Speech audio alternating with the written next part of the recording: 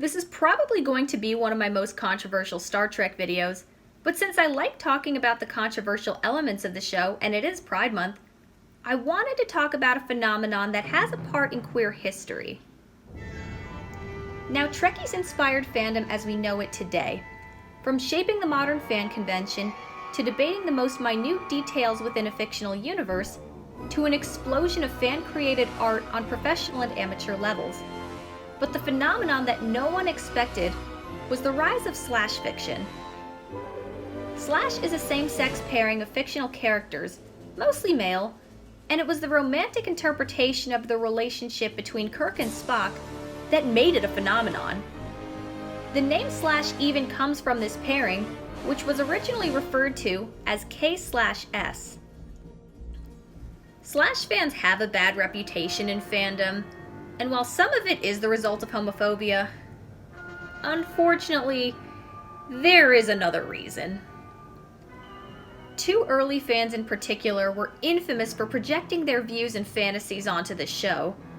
They pestered cast and crew with very invasive questions in their writing, and bullied fans who disagreed with them. Unfortunately, this is something that does continue today, so the lingering reputation that Slash fans have is unfortunately very negative. On the other side, there are plenty of Slash fans who express themselves peacefully only to be mocked and dismissed as seeing something that isn't there. In the case of Star Trek, this is a phenomenon with decades of history, and part of the reason it became such a phenomenon in the first place is because there is enough material in this show that supports the interpretation. Push hard. Dig it in there, Mr. Thank you, Yeoman, that's sufficient. This is not going to be a video that uses a lot of language like whatever you interpret the relationship as. That's a given. This is going to be an analysis from a firmly LGBT perspective. The goal is to look at why people see romance in this relationship, as well as analyzing what's so meaningful about it. I'll start by looking at the characters, beginning with the more obvious one. Spock is someone who struggles significantly with his identity. As a result of his identity, he's an outsider most everywhere. He comes from a conflicting heritage that revolves around emotions. His Vulcan lineage revolves around logic to the point of controlling and suppressing feeling. His human lineage mostly uses feeling. Neither Vulcans nor humans as a group completely accepts him, and he only chooses one side, the logical Vulcan side, to the point where he represses his human side in shame. Jim, when I feel friendship for you, I'm ashamed. Understand, Jim? I spent a whole lifetime learning to hide my feelings. The fact that he's an outsider, has an emotional part of himself that he's ashamed of, finds it easier to suppress that side out of fear, and goes through life choosing the logical safe option, are all consistent with LGBT experiences. Kirk, meanwhile, is a flirt, comfortable with who he is, and has a pop culture reputation as a womanizer, but there is more to him than he's given credit for. He's a fighter, yes, but he's also an intellectual. In every revolution, there's one man with a vision. His defining trait is his compassion, which he sees the importance of in any good leadership. He's confident and in charge, but also has a patient, sensitive side. He has a combination of masculine and feminine traits, and both sides are important, powerful, and respected.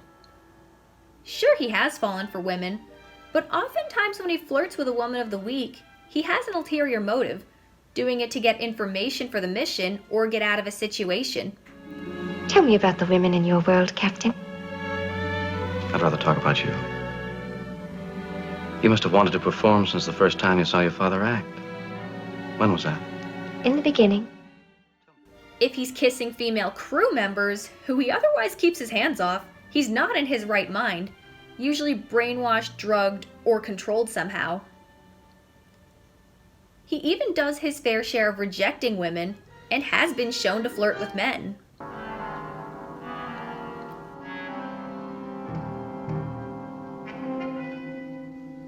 You speak English? That's right. Despite this, Kirk is secretly a very lonely guy who believes in love and desperately wants to be with someone, Many people say that Edith Keeler was Kirk's true love. However, while he does like her and he likes her for her values, it wasn't meant to be. He says he loves her after knowing her a very short amount of time, which isn't enough to really develop a healthy relationship, and the fact that he ultimately has to sacrifice her, or his values for the greater good, the fact that he has to sacrifice her to restore history shows that on a timeline level, it wasn't meant to be. It's most often said that Kirk's true love is the Enterprise. However, he explicitly mentions his resentment of that relationship, where he says that she won't let him live his own life. Love. You're better off without it, and I'm better off without mine. This vessel. I give. She takes. She won't permit me my life. I've got to live hers. Jim. And most tellingly, he sacrificed his career and the Enterprise for Spock's sake. Twice. Many LGBT people also have or had opposite-sex partners, and some people play for all teams. And from my observations, it seems they're bisexual. Why would they like each other, and what do they get from each other? Well, Spock gets acceptance, Kirk gets a challenge.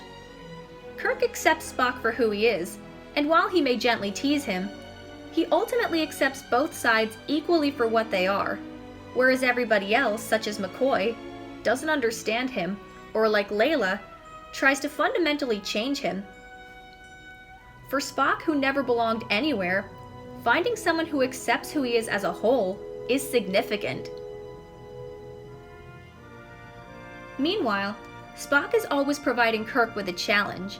Spock is someone with a unique point of view, highly intelligent, and is always opening Kirk's eyes to new knowledge and understandings of the world around him. Kirk makes his best decisions after getting Spock's input and appreciates his insights. There's also an element of opposites attract in a way that complements the other's personality instead of clashing with it. Kirk is outgoing, Spock is reserved.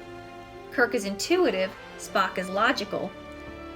And since they have very similar core values on the importance of diplomacy, peace, and knowledge, they are on the same page and on the same side. They have enough in common to collaborate, but are different enough to keep challenging each other in the right ways. And some of the examples of things they do for each other are: 1, they protect each other and save each other's lives, even in situations where it may be unnecessary. Just what do you think you were trying to do?